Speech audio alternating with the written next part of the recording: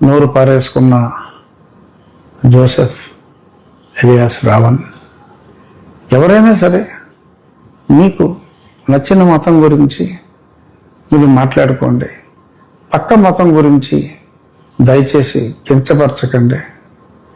మీకు హిందూ మతం ఇష్టం లేదు, ఓకే, ఊరుకోండి. రావణ్ ఎందుకండి?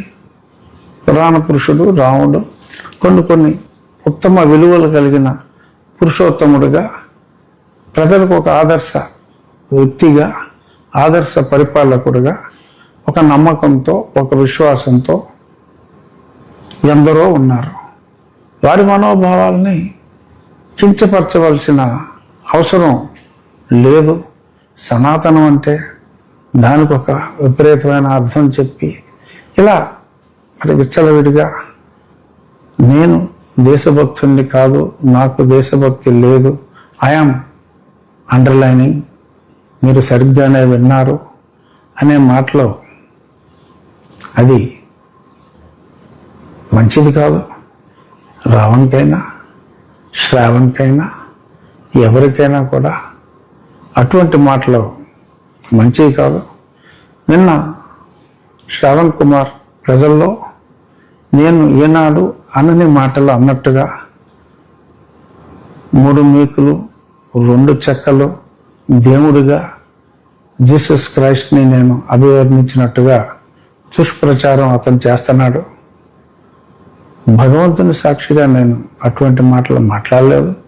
నేను మాట్లాడింది నా వెన్నంటి వచ్చిన ఒక జన సైనికునికి నుదుటిపై మేకు, ఒక చెక్కకి మేకు పెట్టి నుదుటిపై దగ్గొడితే ఈ మేకులు కొట్టడం ఏంటి అని నేను మాట్లాడా.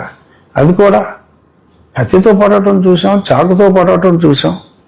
ఈ మేకుతో నవరగంత మీద కొట్టడం ఏంటి, ఈ మేకేంటి అని నేను ఆ ఇన్సిడెంట్ని నేను ప్రశ్నిస్తే దాన్ని దేవుడికి అన్వయించి మరి మాట్లాడారు. నేను సరే 2-3 సార్లు క్లారిఫై చేశా. కానీ కొంతమంది సీనియర్ జర్నలిస్టులు కూడా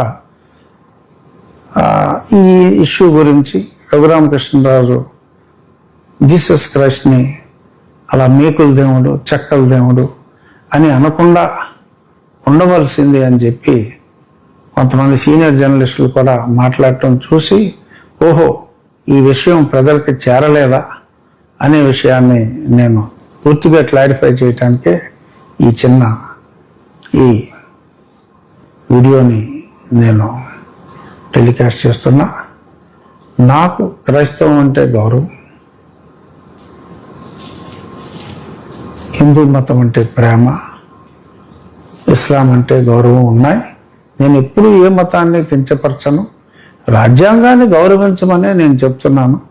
ఆ రాజ్యాంగం గురించి మాట్లాడితే నా 4 కోసి డిప్యూటీ స్పీకర్ 4 కోసి డిప్యూటీ సీఎంకి పంపుతానని చెప్పి మాట్లాడిన మాటల్ని